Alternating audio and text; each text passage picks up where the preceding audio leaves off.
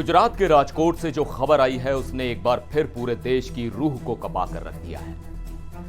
हम अक्सर कहते हैं कि वक्त बदल रहा है, कानून सख्त हो रहे हैं, लेकिन क्या समाज की मानसिकता बदल रही है?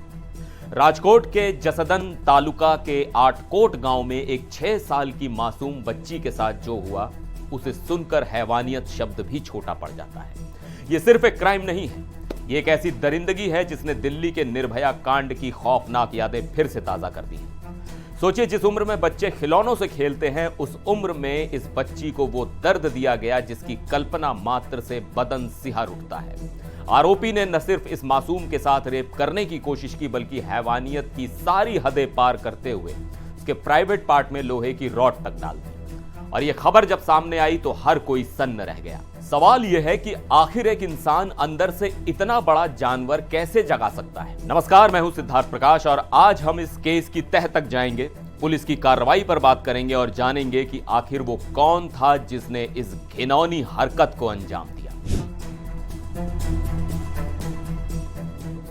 घटना की गंभीरता को समझते हुए राजकोट पुलिस ने जिस तेजी से काम किया वो काबिले तारीफ है, लेकिन अपराध की भयावहता कम नहीं होती।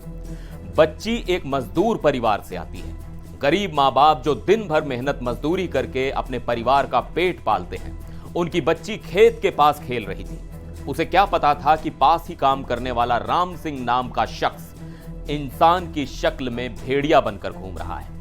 30 साल का आरोपी राम सिंह, जो उसी इलाके में खेती का काम करता था, उसने मौका पाकर बच्ची को अपनी हवस का शिकार बनाया।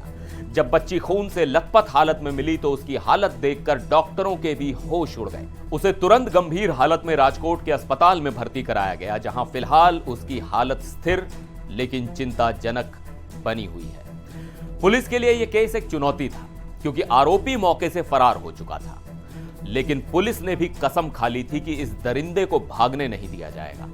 राजकोट पुलिस ने तुरंत 10 अलग अलग टीमें बनाई। इलाके के चप्पे चप्पे को छान मारा गया। करीब 100 संदिग्धों से पूछताछ की गई। तब जाकर पुलिस की सुई राम सिंह पर अटकी और उसे पास के ही एक खेत से गिरफ्तार कर लिया गया। अब आरोपी राम सिंह पुलिस की गिरफ्त में है। उसके खिलाफ पॉक्सो और बलात्कार समेत आईपीसी की सबसे संगीन धाराओं में मुकदमा दर्ज किया गया है। लेकिन क्या सिर्फ गिरफ्तारी काफी है? आटकोट गांव से लेकर पूरे गुजरात में इस वक्त भारी आक्रोश है। लोग सड़कों पर उतरने को तैयार हैं। सबकी जुबान पर सिर्फ एक ही मांग है कि ऐसे दरिंदे को जीने का कोई हक नहीं है, उसे फांसी की सजा मिलनी चाहिए।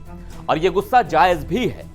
जब हम निर्भया केस की बात करते हैं तो हमें लगता था कि वो एक वेकअप कॉल थी, लेकिन राजकोट की यह घटना बताती है कि खतरा अभी टला नहीं है। कानून अपनी जगह काम करेगा, चार्जशीट फाइल होगी, ट्रायल चलेगा, लेकिन उस 6 साल की बच्ची के मन पर जो घाव लगे हैं, क्या वो कभी भर पाएंगे?